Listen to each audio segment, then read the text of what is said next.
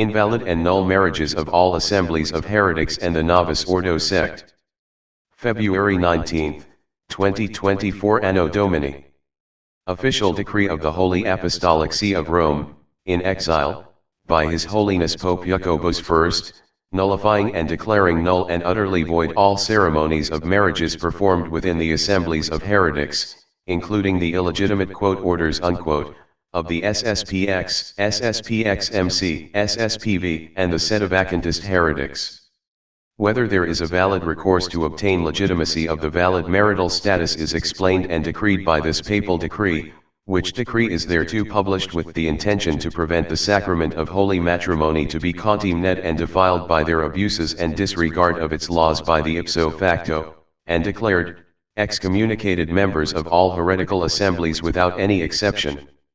The IPSO FACTO, and declared, excommunicated sedevacantist/sedeprivationist heretic Donald J. Sanborn here proving his scandalous lack of understanding and knowledge of the valid 1917 Code of Canon Law and its application towards the Novus Ordo Apostate non-Catholic sect of Satan, regarding the nullity of their marriages.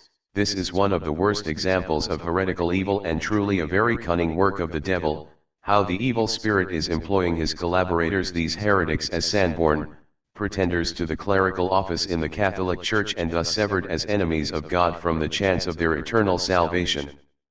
Stay away as far as possible, as the Catholic Church strictly prohibits the Catholic faithful to obtain, keep, and or to watch any publications of heretics and sectarian apostates, under the pain of excommunication. So the next heading is the Sacrament of Matrimony. Point 14, the clergy of the Institute shall observe the general instructions concerning matrimony, which shall be provided by the Superior General. Point 15, the clergy of the Institute shall not under any circumstances declare a marriage to be null, whether in a public or private manner, except in those cases in which the nullity of the marriage is certain from documentary proof. Yeah, we've already talked about that. Yes. Point 16, the clergy of the Institute shall not permit those who are not validly married to act as husband and wife toward each other.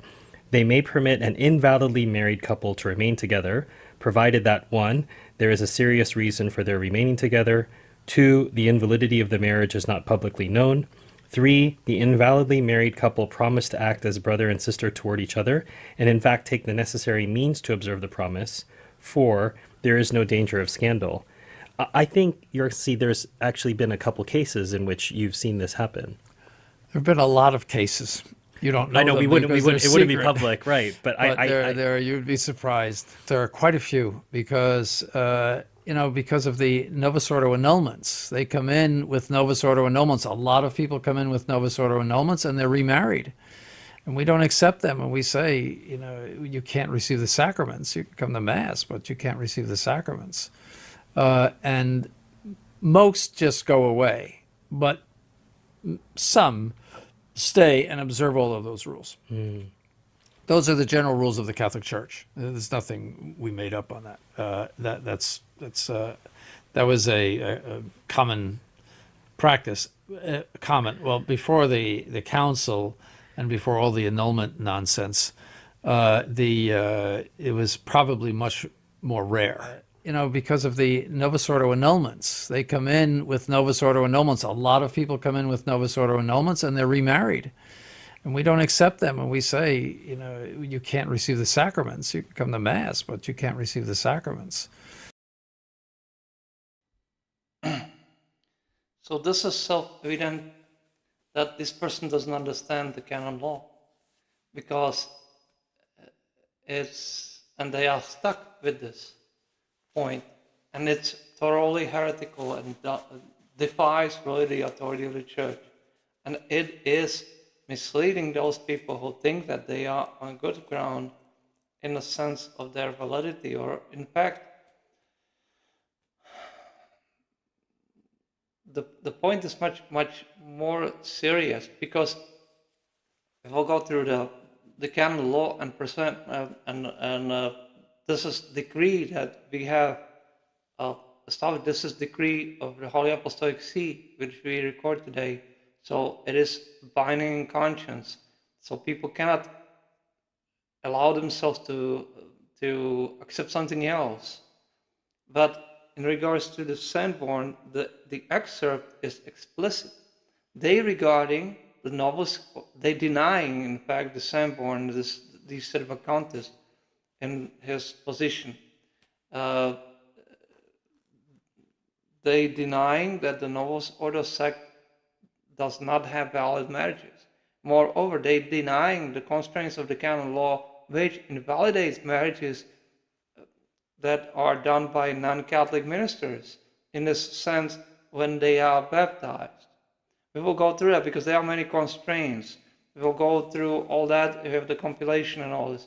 So we don't want to get ahead of this important publication. But what he said is that, in fact, because they don't recognize the annulment, which is correct, but that there is different procedure for that. Instead of, if they were in good standing with the church, the Sanborn, he would know the truth, he would know how to proceed, that there is validation of the marriage as it is, in case they want to be truly Catholic.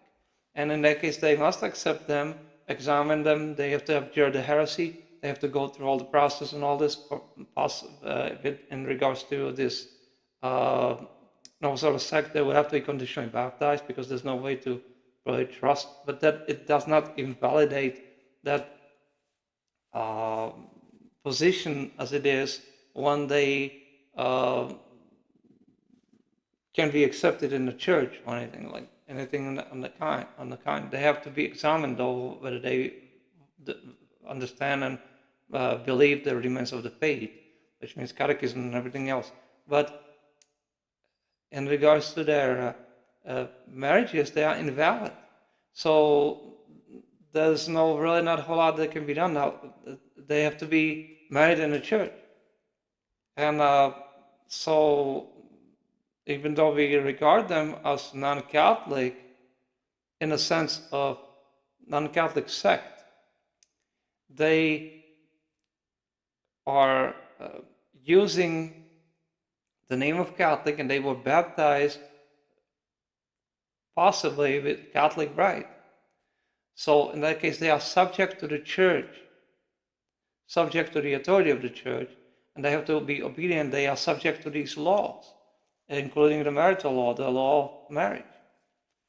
And so we will go through all that. And this is a very difficult subject because it regards to something that the church never had to address. And it's not really reflecting the 1917 Code of Canon Law.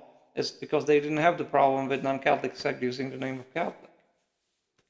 So we'll go through it and we'll see where it leads us. So let us go to first point. This is the general law as it is. The sacrament of marriage.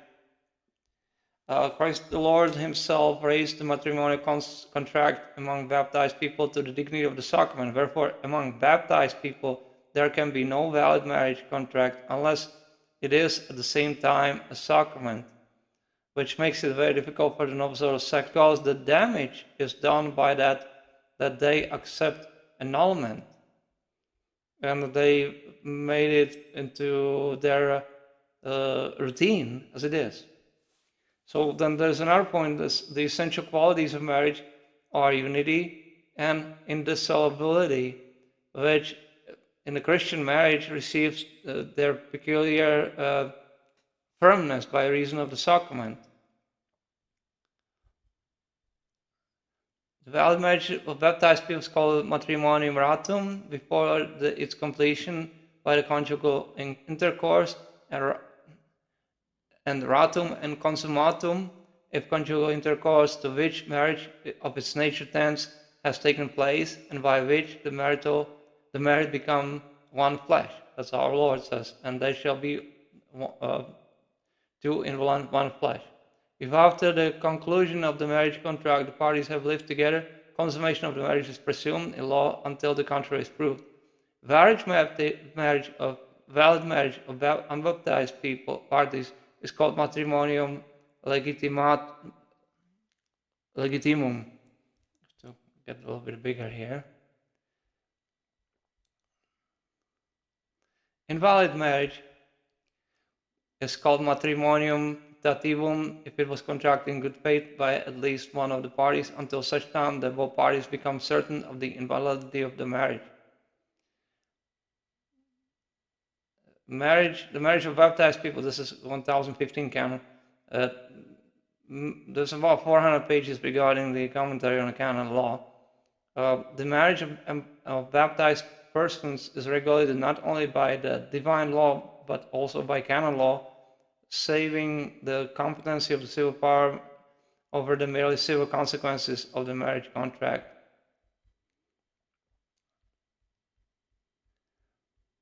So then this is very important. Canon 1118. The valid marriage of Christians consummated, means the Catholics, as it is consummated by the conjugal act, cannot be dissolved by any human authority for any reason. That alone can dissolve the bond. And then there are some certain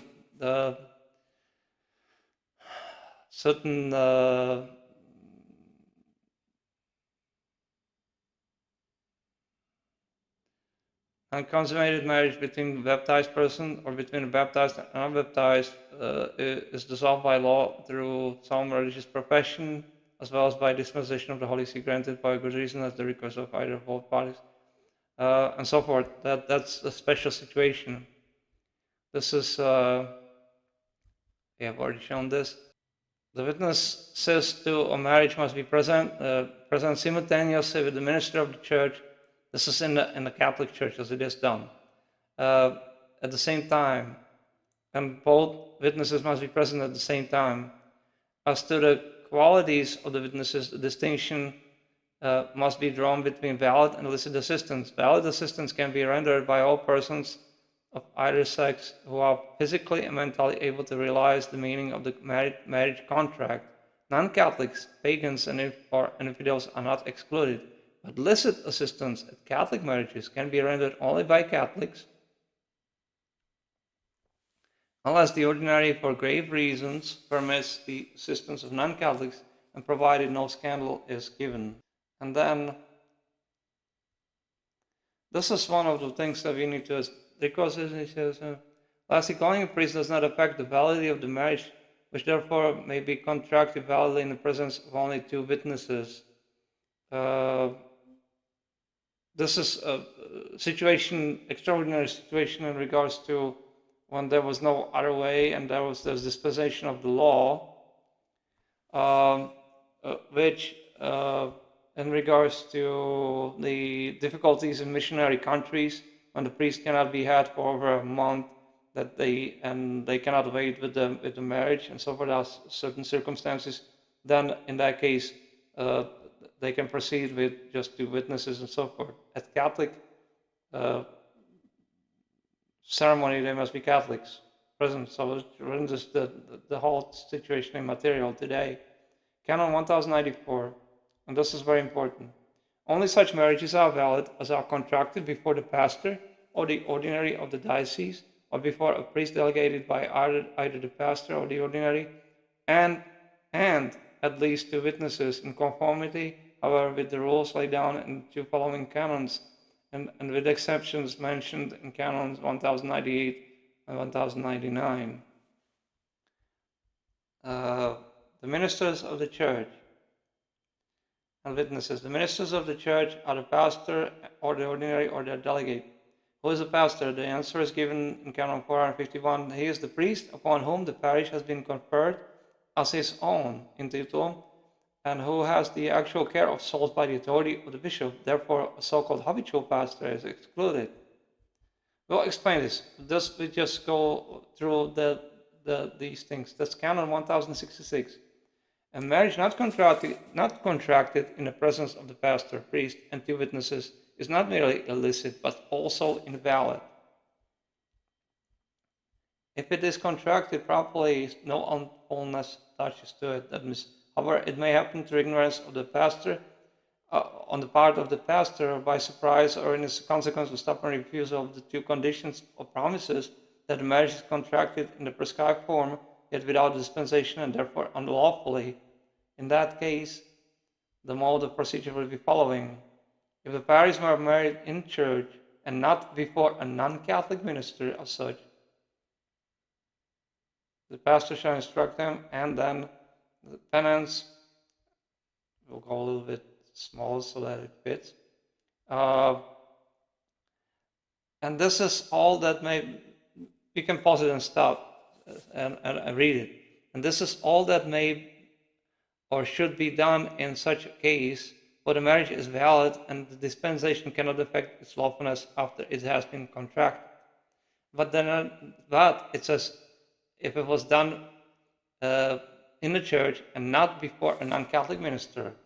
So we have some more that a little bit continues. And disparity of worship. Marriage is null when contracted by a non-baptized person with a person baptized in or converted to the Catholic Church from heresy or schism. So there's no such thing as a person is not baptized and somebody tries to marry the other party, which marriage is. We have to mention it here, and we don't like to get even involved in them. That should be obvious to the valid that what we understand by marriage. That's the only way to understand a marriage. So any other type of union outside this is an abomination to God. So, of course, marriage is understood as a union between a man, physical man from birth, and physical woman from birth. And so any kind of sodomite unions are therefore not marriages, and we declare them as not marriages, and we don't even need to do that. The divine law speaks of this, and it is an abomination from God. There's no such thing as marriage between sodomites, between same sex. That's impossible and absolutely invalid, and that's all we're going to say on the subject. So this is canon 1095, dealing with a very important point. The pastor and the ordinary may validly assist at marriages only from the day they have taken canonical possession of their benefice or entered upon their office, provided they are not excommunicated or interdicted or suspended from office by a judicial sentence or declared suspended. And they are only within the boundaries of their respective territory, in which, however, they may validly assist at marriages not only of their own subjects but also of non-subjects, provided they are not excommunicated, which excludes all these heretical orders that exist, because they are all excommunicated. They cannot assist at marriages, and therefore their attempted marriages of all these fraudulent orders, and with the fact that these people are not priests, valid priests, based on the defects they have in their sanctuaries and all this, attempt to obtain the Sacrament of Holy Matrimony at their hands is not only an abomination, but horrible sin, mortal sin of heresy, because people should observe what these people profess, that they have in many cases idolatry present in their sanctuaries, that it also involves a mass which they do not have, valid mass. And therefore, any such ceremony is absolutely invalid, and that sacrament is not taking place, and those people are not married. That marriage is null. This is the proof from canon law, canon 1095. This is the means of what is called validation of the marital, if there was such necessity.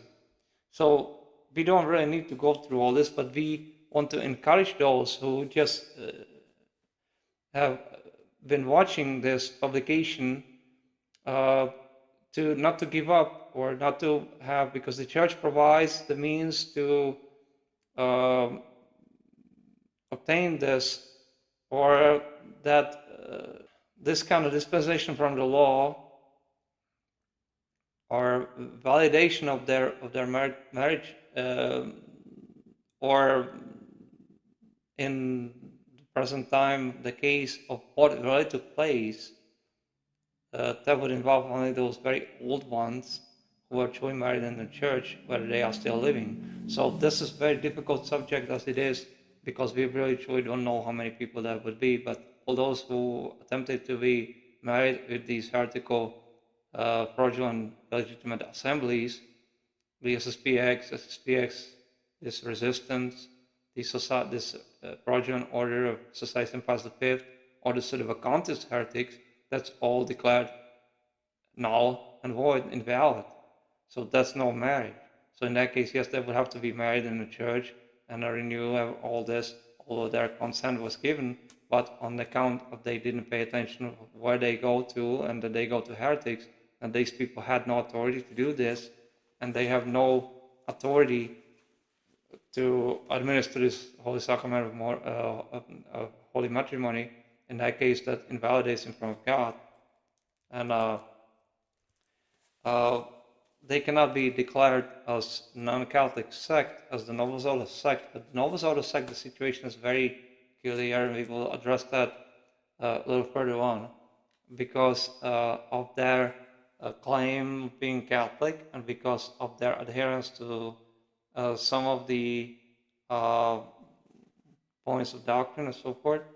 Yet, as far as the Sacrament of Holy Matrimony is concerned, it's invalid on those grounds, because they are still subject to the authority of the Church because of their baptism. But in regards to the conditional baptism, that must be truly obtained, because to make sure that they truly obtain the sacrament, but that does not necessarily invalidate the cause of invalidating their or rather validating their marital status and so forth. So then, any marriage contracted with the consent of both parties which would naturally suffice, but which consent is juridically ineffective on account of a deriment, impediment of ecclesiastical law, or on account of want of the prescribed form, can be validated by the sanatio in radice, provided the consent perseveres. That means they still want to be marriage contracted under all impediments of the natural or the divine law is not validated by the Church. So if there's any obstacle to it, then that's not validated. By means of the sanatio or radice, though, the impediment should have ceased afterwards, not even from the moment of the cessation of the impediment. Now this is the point that the following page, the same canon, or actually the following canon, one of the following canons, 1141. The sanatio or radice can be granted by the Holy See alone. You have to go through this Holy Apostolic See to obtain that validation of the marriage, and it has to be thoroughly examined how it was done and so forth. But this situation in regards to non-Catholic sect and the ceremony that they use, we'll have to examine it more thoroughly as it is in individual cases, but so far no, that cannot be accepted. Based on the fact of their notion, a defect of intention as it is, of the marital status, and denial of the, which we have changed in this, and we will speak about in a little bit, we're coming to it, in regards to their understanding of the so-called annulments, how that is possible that such things could even be accepted. So there is some cases. This is still from the, so there was a case in Portugal in 18th century. Portuguese lady married a senator under the avowed condition, set down in writing that she would enter a convent 15 days after the marriage, make profession after the novitiate, never make use of her marriage rights, and immediately renounce the same. The marriage was declared null and void. Besides others, the authority of St. Thomas Aquinas, was alleged, who says, if a woman would tell a man, I'll marry you provided you have no intercourse with me, this would be no matrimonial consent, because the condition is repugnant not only to the act itself, but to the very purpose of carnal intercourse. A very practical case, this is even more important right here, was that solved by the Sacred Congregation in 1904. Anno Domini. It concerns the onanistic use of marriage. A man and a woman had married with the formal and explicit condition that they would have no children. The Episcopal Court gave a verdict of nullity, which the defensor's vinculi tried his best to get reversed. But as the stipulation was proved by letters, supported by an oath of the man and by witnesses, the Sacred Congregation confirmed the sentence, thus declaring the marriage invalid. Of course, if the intention to have no children would have been only a desire or wish, not expressly stipulated, the verdict would have been in favor of validity. This is from 1918, this publication. And look at how many problems they had already back then. Okay, so now this is the important part. Opposed to the sacrament is solubility that can be dissolved and so forth, which is Protestant notion, by which a person involves the Novus Ordo Sect, by which a person could marry for a certain time only or as long as it pleased his partner. Charles and Caroline were married April 12, 1887, but he soon grew tired of living with the same woman. After 15 days, Caroline had to return to her home. The Episcopal Court returned a verdict in favor of nullity because of the evidently implied condition of contracting a soluble marriage. But the Sacred Congregation, the Concili, upset this sentence and pronounced in favor of validity because there were no proofs for the existence of any such stipulation. This is, today, is totally different. So then this is our sentence right here. We will read first. If a Catholic would marry a Protestant or schismatic who was determined to make use of his sectarian conviction concerning the solubility of marriage, but would not stipulate this expressly with the Catholic party, the marriage would be valid. That's opinion of Dom Charles Augustine Bachoven, canonist, from 1918. Canon 1092. This is our decree that we, by our apostolic authority, conclude on this canon, on this stipulation, actually, this ruling of the Sacred Congregation on the doctrine of faith and sacraments and so forth.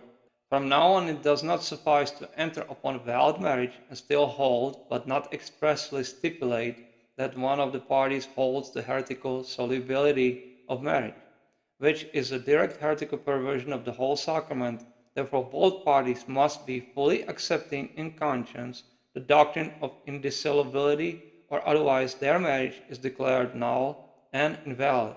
We will explain this in regards to the Novus Ordo Sect. So this is from the same publication on the commentary on the canon law, and this is from the constraint of the Council of Trent. And in 24th session, after long discussion and through deliberation, enacted the well-known decree Tamezzi, which governed the practice of the Church for more than 350 years. The formality required was laid down as follows. Those who shall attempt to contract marriage otherwise than in the presence of the pastor or of some other priest by permission of said parish priest or of the ordinary, and in the presence of 2 or 3 witnesses, the Holy Synod renders wholly incapable of thus contracting and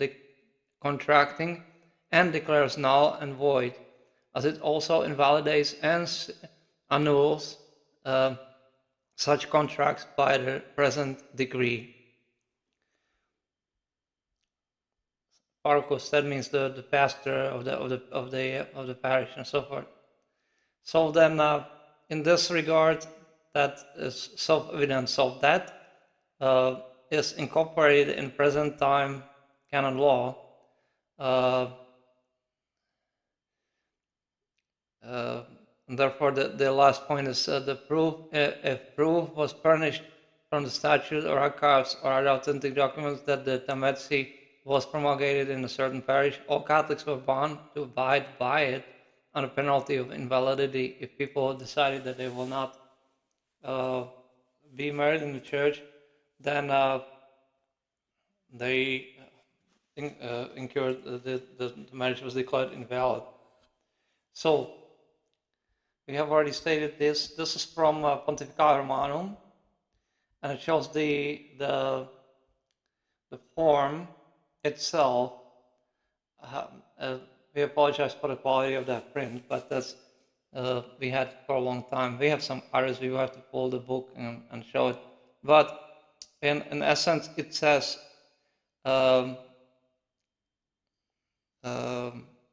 you so and so, will you accept so and so here present as your legitimate wife according to the rite of this Holy Mother Church? And then the man responds, yes, I will. And then the woman is asked the same thing, according to the rite of the Holy Mother Church. And then therefore I pronounce you, and so forth. In the name of the Father, and of the Son, and of the Holy Ghost. They respond, Amen. This in itself illustrates the sacredness of that Holy Sacrament. And so when a non-Catholic sect assembles to administer something like this, in that case, they cannot be regarded as valid. Because precisely for that reason, that they're using the ceremonies, semi-ceremonies of the church, perverted as they are, they, in fact, in will, attempt to call themselves Catholic. In that case, yes, they are subject to the church and declared heretics. So their criteria for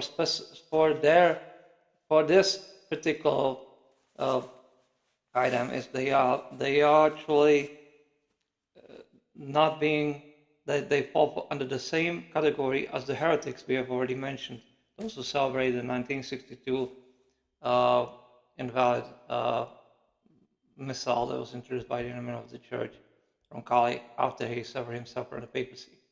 So then, this is regarding the nuptial blessing. What canon is this? Let's to make it a little bit bigger. Canon 1001. The pastor should take care that the spouses receive the solemn nuptial blessing, but only at Mass, it says. According to special rubrics provided for the purpose, and on day not forbidden, which means all holidays of obligation and all Dominicas. It's not possible to have nuptial Mass. But only at Mass. The solemn blessing may be imparted only by the priest or his delegate who is validly and licitly authorized to assist at marriage. How seriously the law concerning the nuptial blessing is to be taken may be seen from an instruction of the Holy Office, which says that absolution may be denied to those who refuse to receive that blessing. Surely great neglect, the same instruction says, is that which spurns the special graces and the spiritual aid attached to these sacred rites. Hence also the grave obligation of the pastors to instruct the people to that effect.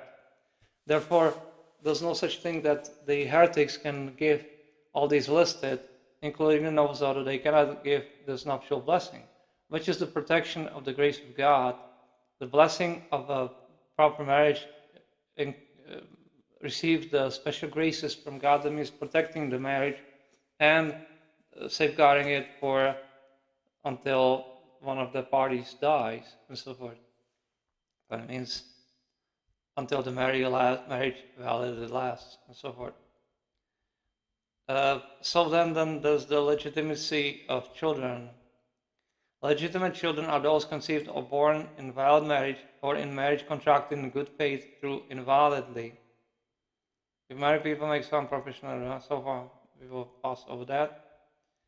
Children legitimized by sex-affirming marriage are, as far as canonical effects are concerned, held equal to all, in all things to legitimate offspring, unless the canons explicitly make an exception. So then, that should suffice for this point. Now,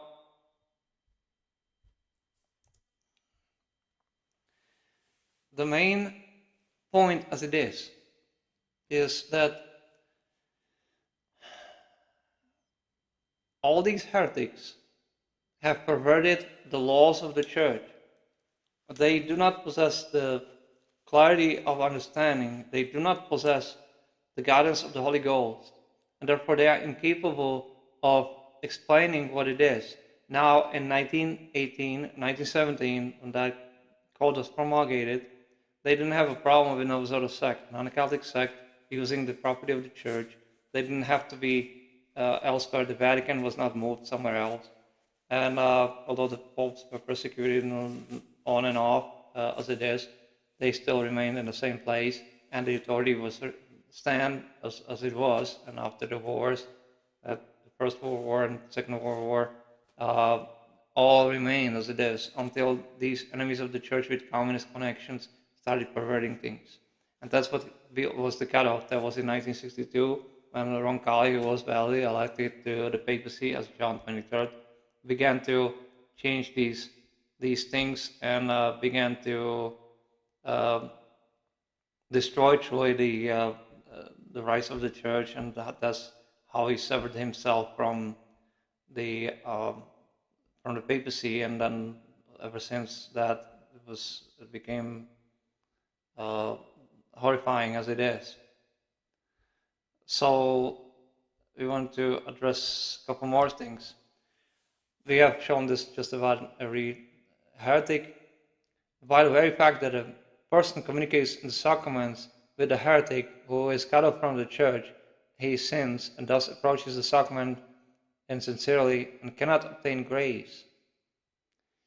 Moreover, to be present at Mass, to attempt to be married at the hands of heretics who do not possess the valid priesthood will not bring anything but disaster as it is. This is from Summa Theologiae, St. Thomas Aquinas. So it is a serious situation. Therefore, the Church is bound by this canon, 731. It is forbidden to minister the sacraments of the Church to heretics and schismatics, even though they are in good faith and ask for them, unless they have first renounced their errors and have been reconciled to the Church. So that reconciliation, that means the abjuration of heresy, being conditionally baptized. Now the difference we have pointed to it, the difference between the position of how the Church regards the baptism and the Sacrament of Holy Matrimony in regards to the baptism is self-evident, because in regards to the baptism done by a non-Catholic sect or done by heretics, but especially non-Catholic sect, is the matter whether those people can be trusted, whether that was administered validly. Now the point in regards to marriage is because the canon law stipulates that the marriage has to be regarded valid until it's proven otherwise. The point with non-Catholic sect is that they be precisely on that point, that they have the understanding of that they have the possibility of annulment granted and very freely by those heretics, by the sectarians, by the Novus Ordo Sect, and at random, and so that's a divorce. So if they have that understanding, go to obtain the marriage, that invalidates the whole procedure, because then that's defect of intention on their part, which that consent to an understanding that sacrament is indissoluble, marriage is indissoluble, is set aside, is denied virtually, which denies the very reason why they are married in front of God. That there's no dissolution of the bond. The bond is enduring because that's a sacrament, so it cannot be cut just because people decide that they will not live together. Moreover, it's done outside the church. So precisely for that reason, it's self-evident that they're not obtaining the grace of God, and they are capable of going and obtaining these, obviously null, invalid, annulments, but their matrimony is, there's no marriage. What this Sanborn has said is self-evident that he is not capable of understanding whether that's even permissible under the constraints of the canon law. And how could he? He's a heretic himself. But because precisely they are heretics, and they claim to be Catholic, and they, on these constraints of those canons that we have cited, they do not have valid marriages. Therefore, faithfully adhering to our apostolic office, we, by our apostolic authority, declare null and void all these attempts to administer Sacrament of Holy Matrimony by these heretics of Society St. Pius X, Society of the so-called Resistance, Society St. Pius V, and heretics of sedevacantism, and any other that are connected with them in a state of mortal sin of heresy, which includes some Europeans and people elsewhere where they assemble and so forth, and of course the Novus Ordo Sect, because that cannot be set aside that they, using the name of Catholic, they using the rite of baptism, that although we have doubts, and the baptism we have already stated, but we repeat it here, baptism as such, the church wants to make sure that they truly obtain it and that they cannot be trusted, but we don't doubt in a sense that we don't declare it automatically invalid. It has to be investigated, but to make sure if they are converts and want to become members of the church, that they have to be conditionally baptized, regarded as any other Protestant sect. But that does not affect their status in regards to the Sacrament of Holy Matrimony. And because they at least present themselves in regards to that as if they regarded this as a sacrament, because Protestants themselves do not regard it as sacrament. In that case, they are truly these Novus Ordo Sect, subject to the church, and therefore fall under the same category as the heretics we have cited. On that ground rests our decree here, that their marriages are invalid, because they don't fulfill the conditions that are set forth, and were set forth by Council of Trent, and were applied the 1917 Code of Canon Law. They don't have pastors, they don't have mass, so they don't have nuptial blessing. That's a Protestant heretical abomination, idolatrous ceremony, reenactment of the Last Supper. So on that ground rests everything else.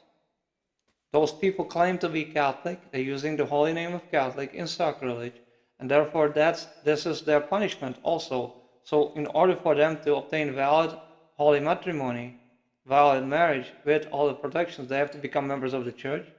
They have to petition the Holy See to be to be absolved of their heresies and so forth, in the sense that they have to make, that means the abjuration of heresy. They have to be examined, they have to study catechism, and then everything else. So it's not the Sonatio and the Redice that could perhaps be applied to only the old cases.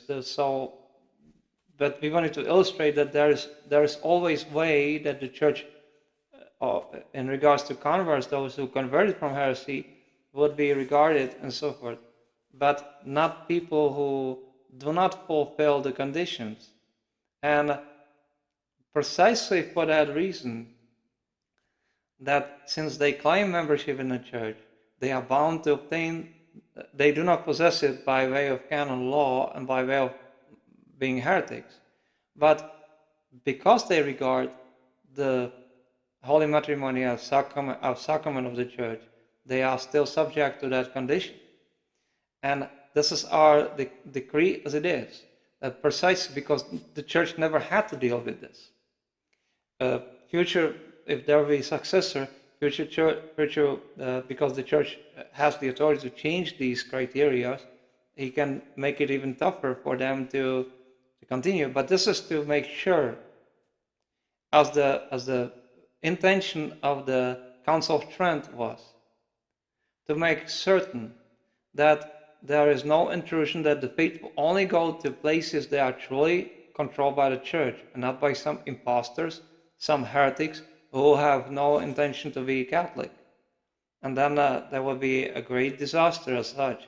That's why the church put that condition in, to invalidate automatically those attempts to marriage done outside the church.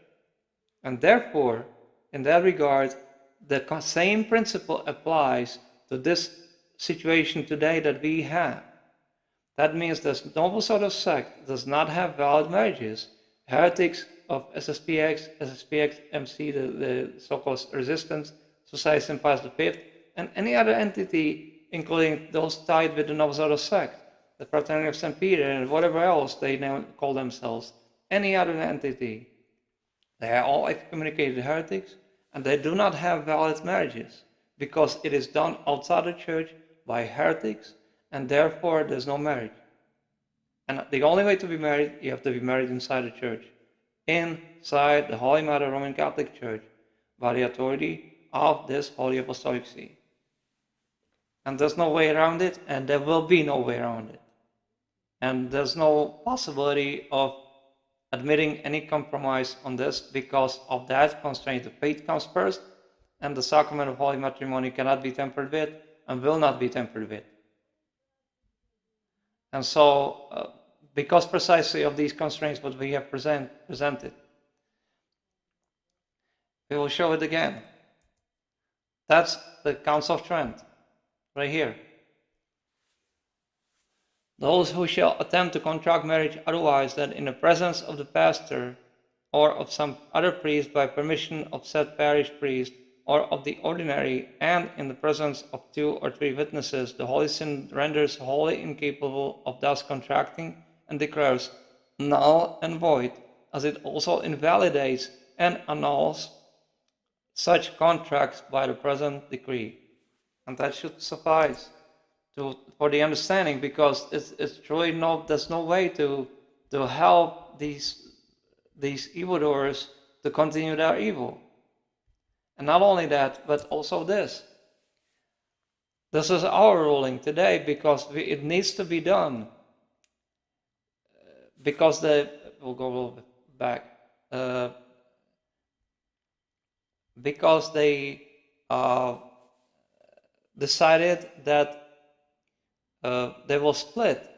So, which is the same type of situation as this Novus Ordo Sect. And so that the husband decided to get rid of the wife, and the Episcopal Court returned a verdict in favor of nullity because of the evidently implied condition of contracting a soluble marriage. But because of the sentence, because it was not written, so there was no. Because there were no proofs for the existence of any such stipulation, so they couldn't find a proof, so therefore they wanted to do good and make sure that the church wanted to be just. Obviously, the church is incapable of being unjust, but to go according to, so that was the leniency of the church. In this our decree, we are making sure we are constrained by the situation as it is, to put this forward, that from now on it does not suffice to enter upon valid marriage and still hold, but not expressly stipulate, that one of the parties holds the heretical solubility of marriage, which is a direct heretical perversion of the whole sacrament. Therefore, both parties must be fully accepting and conscious the doctrine of indissolubility, or otherwise their marriage is declared null and invalid. That eliminates all these problems, and the Novus Ordo Sect, and any other that would attempt to do this, to attempt to condemn this Holy Sacrament and decide that they will have it their way, which is heresy and forbidden, and if they attempt to marry it, that's adultery, so yes. But in regards to what is Sanborn, we will see if we can play that excerpt real quick. If the Sanborn, what he said is, that's him right here, what he said in that regard is thorough denial of his understanding that what he must have in order to be truly telling the truth, teaching the truth. And it's one of the worst things that he has said, because then it encouraged it truly dissolves them from the incentive to become truly Catholic, because then they get discouraged and so forth. And they continue living together. They have no problem going out and so forth. They don't even understand the whole situation as this. So that instead of realizing that their first attempt to marriage was completely invalid, so that what they live in now could be, if they are accepted in the bosom of the church, so all they have to do is learn the faith and be examined, abjure the heresy, and then obtain. That means they have to separate for a time, but then they can be married in the church and be validly married with the nuptial blessing and everything else. He's not saying that. They turn them away and drive them away completely from any attempts to rectify the problem as it is, which is outrageous, because there were people who converted in times past who were infidels. There was an infidel who was Muslim. That's Don Bachovec speaks about this in another place. For constraint of time, we will not show it because that would increase the time of the recording. But in that case, Don Bachovec speaks about it, that the last wife that was decided by Holy Office, the last wife that he had, the one who he favored, was his lawful wife, and the rest have to be sent away. And then he truly converted and became Catholic. We'll play this real quick. Practice. Comment. Well, before the council and before all the annulment nonsense, it was probably much more rare. Because of the Novus Ordo annulments. They come in with Novus Ordo annulments. A lot of people come in with Novus Ordo annulments and they're remarried. And we don't accept them. And we say, you can't receive the sacraments. You can come to Mass, but you can't receive the sacraments. So this should illustrate thoroughly their truly lack of divine grace, that they not even consider. They make these rules and these constraints as if they were free to do so. That's the mark of a heretic, because they invent new rules that don't apply. And why is it so? Because they are already stuck with that heresy of sedeprivationism, which is truly denial of the fact that they are dealing with non-Catholic sect. In regards to the Sacrament of Holy Matrimony, because precisely the sect adheres to some points of the doctrine, but because they violate other parts that are constraints of that, how that must be done, yes, that's invalid. But then they are bound to, by their baptism, which in regards to the Sacrament of Holy Matrimony is, if it's doubtful, baptism still must be regarded as proven thoroughly invalid. In that case, yes, there would, at least in one party, in that case, the Canon 1070 would be in place, and that invalidates the whole thing. This is something that the Church never had to deal with, as it is. So this is for the first time we have to address this in such a thorough way, but for the benefit of those who truly want to save their soul, and not to deceive people, to make sure that the proper doctrine is presented as it is. And so there is no possibility of reconciliation of this. Because of the Canon 2314, and thus ipso facto, excommunication reserved to the Holy See speciale modo before all apostates from the Christian faith and all heretics and schismatics. And so there's no possibility of mistake, and therefore there's no reconciliation of this point. They are outside the church. you will sin mortally if you persevere in this. If you attempt to go to like SSPX heretics and obtain this, it's still invalid because they do not have the authority to do this, and they do not fill the essential part of that which is required by that law. That's in the and the only constraint on that law is if pastor cannot be had for 1 month, and that does not apply, that applies to missionary countries, then they can proceed with 2 witnesses, which suffices for validity. So this is if people are outside our present territory as it is, which we do not even disclose where exactly we are because of our safety and so forth, because people hate us and there's difficulties as it is.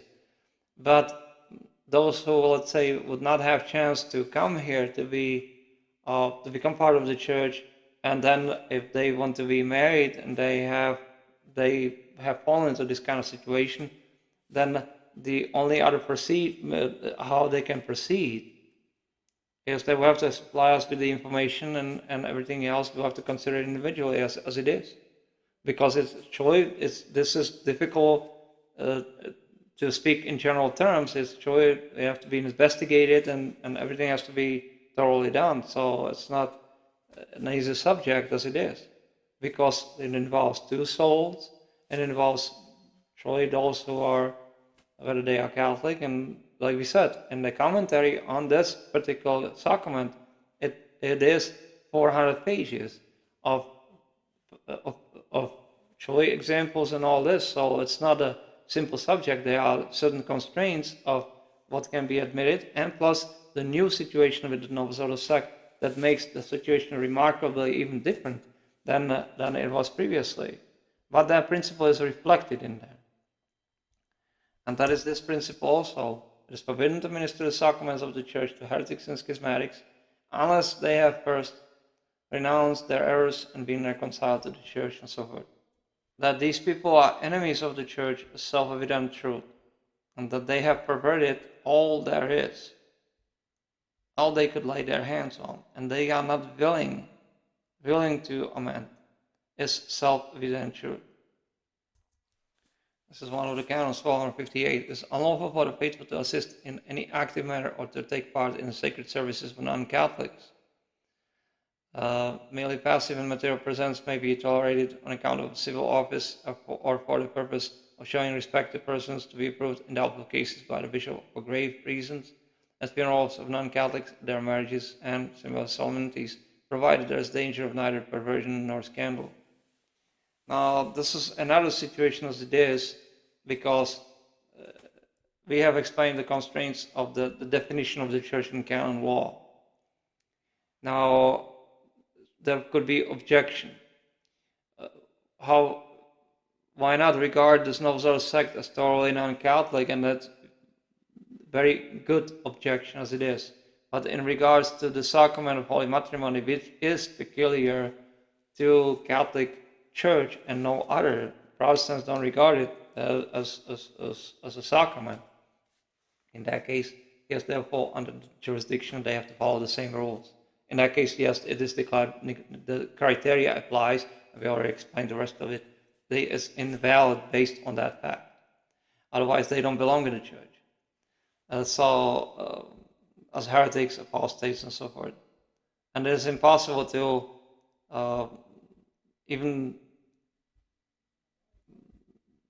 to see it any other way, because of that horrible perversion that this horrible sect is engaged in, and how, like for example, this is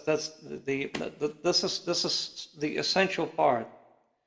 The pastor and the ordinary may validly assist at marriages only from the day they can come in possession of their benefits. That means they have to have rightful place and permitted by the church, which none of these people have, unless they are in good standing. They will have to be in good standing with the church, or enter upon their office, provided they are not excommunicated. And so there's no. It's just in that case, the condition applies that they have to, if a marriage is null when contracted by a non-baptized person and with person baptized in or converted to the Catholic Church from heresy or schism and so forth. Canon 1070. If we go even further, we are going back just to show if the party is married and not before a Catholic minister.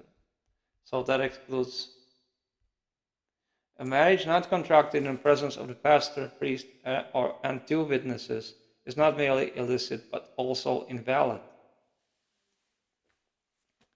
Because in the church, and when people claim the membership of the church, they are bound by these rules. And only such marriages are valid as Canon 1094. Only such marriages are valid as are contracted before the pastor or the ordinary of the diocese, or before a priest delegated by either the pastor or the ordinary, and at least two witnesses. And so forth. There are certain constraints, like we said, but that does not apply to this situation. Not constraints, but some extraordinary situations like the missionary countries and so forth, that they cannot have the priest there. So if that situation perseveres for over a month, that they cannot wait with the ceremony, they can proceed with only two witnesses and so forth. But this does not apply because they are already outside the church themselves by excommunication. So they have to be reconciled with the church, and it does not apply because God will not grant them and not only that, but then if the priest was to return, he would give them the nuptial blessing and so forth. So this is just an extraordinary situation as it is that we will have to enlarge on, and we will not go into more details. This is a very complex situation regarding, because the sect has right here that and the witnesses. So this in itself is not applicable in the sense of what the sect is involved in, because he speaks only about the validity of the marriage, but then the constraint, like the sacrament, but the constraint of that rule, which comes all the way back to Council of Trent, is put in place to make sure that people do not do this deliberately and that truly are married in a church, and therefore any attempt to do otherwise it invalidates the marriage as it is, and therefore there's no possibility of reconciliation of this. And since they claim to be baptized, they fall in the category of like, for example, that's canon. Wherefore, among baptized people, there can be no valid marriage contract unless it is at the same time a sacrament. And that settles the whole situation. So we think we have done a very thorough job on this publication, this our present decree.